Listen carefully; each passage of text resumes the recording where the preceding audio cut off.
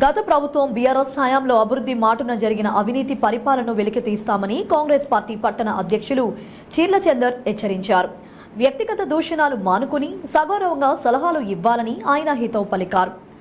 వనపర్తి జిల్లా కేంద్రంలో ఎమ్మెల్యే తూడి మేఘారెడ్డి నివాసంలో ఏర్పాటు చేసిన మీడియా సమావేశంలో కాంగ్రెస్ పార్టీ పట్టణ అధ్యక్షులు చీర్ల చందర్, సమన్వయకర్త లక్కాకుల సతీష్, మున్సిపల్ చైర్మన్ పుట్టపాక మహేష్ మాట్లాడారు.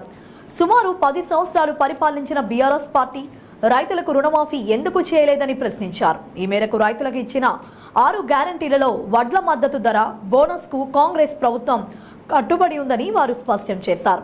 బీఆర్ఎస్ ప్రభుత్వం అనవసర రాద్ధాంతం చేస్తూ ప్రజలను తప్పుదోవ పట్టించే ప్రయత్నం చేస్తుందని వారు మండిపడ్డారు. కాగా ఎన్నికల ప్రవర్తన నియామావళి అమలులో ఉన్న కారణంగా గ్యారంటీలు అమలుకు నోచుకోలేదని, జూన్ 6వ తేదీ అనంతరం ఎన్నికల్లో ప్రజలకు ఇచ్చిన గ్యారంటీలను అమలు చేసి తీరుతామని వారు స్పష్టం చేశారు. పత్రికా సమావేశం ముఖ్య ఉద్దేశం ఏమంటే,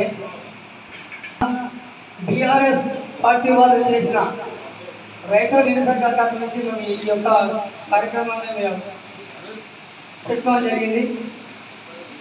బీఆర్ఎస్ ప్రభుత్వము గతంలో 10 సంవత్సరాలు అధికారంలో ఉండి రైతులకు అనేక ఇబ్బందులకు గురి చేసింది.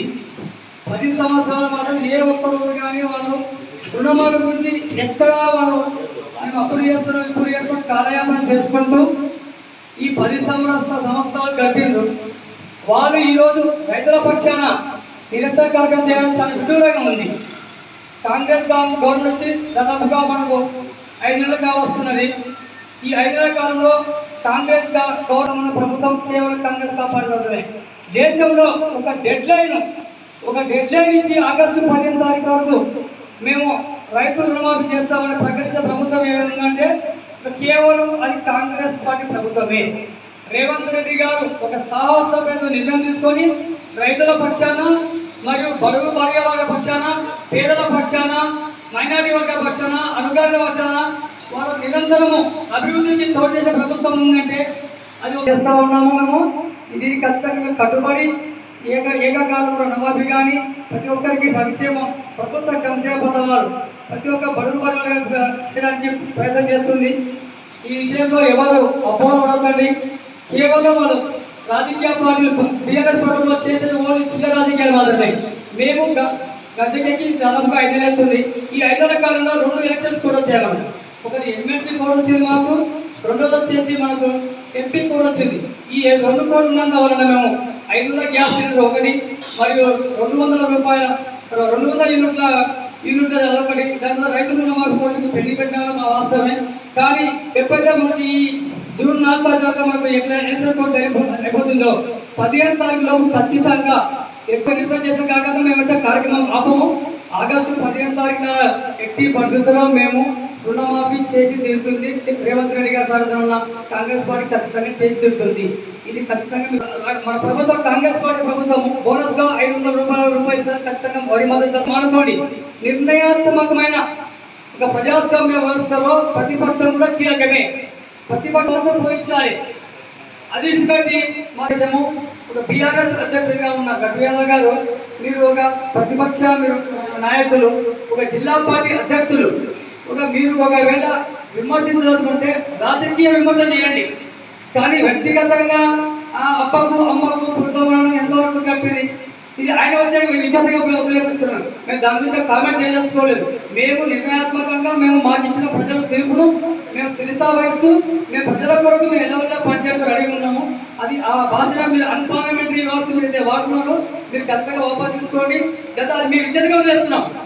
మీరు ప్రతిపక్షంగా మీ యొక్క బాధ్యతను నిర్వర్తించండి. కానీ వ్యక్తిగత దూషణ చేయొద్దు దయచేసి. ఇది సమాజానికి మన మంచిది కాదు. ప్రజాస్వామ్య వ్యవస్థలో ఇది కరెక్ట్ కాదు. ఇది మేము ఆయనకి ఏం చెప్తారేమో కానీ ఆయన రాజకీయ విమర్శకే నిరసనగా వదిలేస్తున్నాం. తీసుకోండి, మన పెద్ద ప్రజలకు ఇచ్చిన డబ్బాల విషయాలు తీసుకోండి. ఏమైనా సరే కానీ అన్నిటికీ అవినీతి చేసి ఆయన అంతా మూట కట్టుకొని పాపాలు మూట కట్టుకొని ఈరోజు తిప్పడం జరిగింది. ఆయన చేసే శాస్త్రాలు నచ్చక, ఆయన చేసే వ్యవహారం నచ్చక మేము అందరం కలిసికట్టుగా ఒక దాటి మీద ఉండి ఆయన ఒక్క నయా పైసా కూడా ఏమీ లేకుండా మున్సిపాలిటీకి వచ్చే ఆదాయం అభివృద్ధి అన్న మున్సిపాలిటీకి ఆదాయమే టెక్కలు చూపించింది ఇది సంవత్సరం. మీ పరిపాలన 10 సంవత్సరాలు ఉన్నది. ఈ 10 సంవత్సరాల మున్సిపాలిటీకి ఏ విధంగా ఆదాయం చూపించారు? ఎంతసేపు ఉన్న లింగారెడ్డికుంట ఆ మామూలు డబ్బాల గురించి తప్పించి మున్సిపాలిటీకి ఏ విధంగా ఆదాయం చూపించారు చెప్పండి. మరి మీరు గత నాయకులు, గత మాజీ చైర్మన్ గారు, మాజీ వైస్ చైర్మన్ గారు ఉన్న నాయకులు, నేను చుట్టిగా అడుగుతున్నా, ఎంతసేపు ఉన్న ప్లేస్లు ఏ రోడ్డు మీద ప్లేస్ కనబడితే చాలు వాళ్ళ ఇళ్ళకి, వాళ్ళకి తెలిసిన వాళ్ళకి మిగతా వాళ్ళకి రాజకీయాన్ని తప్పించి మీరు ఏ కనీసం సామాన్య ప్రజలకి ఏమైనా ఉపయోగపడతారని చెప్పి, లేదా మున్సిపాలిటీకి ఏ విధంగా ఆదాయం తేవాలని చెప్పి ఏ రోజైనా ఆలోచించారా? రోడ్డు వెయిటింగ్ అన్నారు. రోడ్డు వెయిటింగ్లో డబుల్ బెడ్రూమ్లు ఇవ్వాల్సిన అవసరం ఏముంది? పేద ప్రజలు పాత బజారు, గాంజోకు, చిట్యాల రోడ్డు, గోపాల్పేట రోడ్డు పేద ప్రజలు ఉన్నారు, పానగాల రోడ్లో పేద ప్రజలు ఉన్నారు. కంపల్సరీ బిడ్డకి డబుల్ బెడ్రూమ్లు ఇవ్వాల్సిన ఏ ప్రభుత్వం చెప్పింది? మరి మిగతా ఉన్న వాటిలో పేద ప్రజలు ఎక్కడ పోవాలి? వాళ్ళు డబుల్ బెడ్రూమ్ కాలేదు. అన్ని డబుల్ బెడ్ వరకు 10 ఉంటాయి. ఈ లెక్కలని మేము తీసుకున్నాము. ఎవరికి ఎన్ని ఇచ్చిన డబుల్ బెడ్రూమ్లు, కమర్షియల్కు డబుల్ బెడ్రూమ్లు ఇవ్వాల్సిన అవసరం వచ్చింది.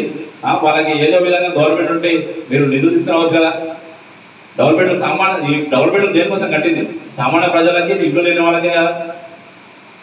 మీరు చేయాల్సింది ఇదేనా? ఎవరు చెప్పింది? ఏ చట్టం చెప్పింది అసలు?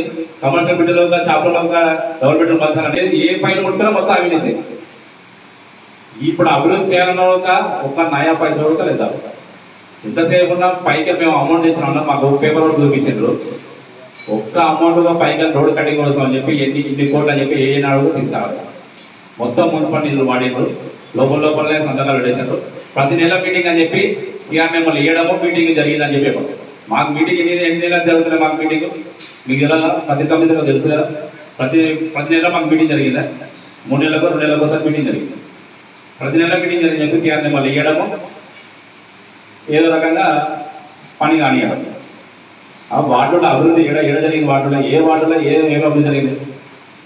ఏ వార్డులో ఒక్క నయా పైసా అభివృద్ధి కూడా జరగదు. మున్సిపాలిటీ తీయండి. 15 ఫైనాన్స్ ఎంత అభివృద్ధి జరిగిందో తీయండి ఒకసారి లెక్క తీయండి. ఇంత అవినీతి పరంగా చేసి మీరు ఇవాళ మళ్ళా మేము ప్రజల మధ్యలో ఉన్నాం, మీరే ఉన్నారు, మీరే ఓట్లు దొడ్డు ఓట్లు వద్దని మీరే అంటారు. మీకు నచ్చిన పంట ఏమని చెప్పి మీరే అంటారు. మీకు నచ్చిన పంట ఏమని చెప్పి మీరే అంటారు. ఇవి వద్దని చెప్తారు. మీ ఇష్టం వచ్చినట్టు. ఇది రాజ్యం కాదు, ఇది ప్రజాస్వామ్యం. ప్రజాస్వామ్యంలో ప్రజలే తీర్పిస్తారు. అందుకని చెప్పే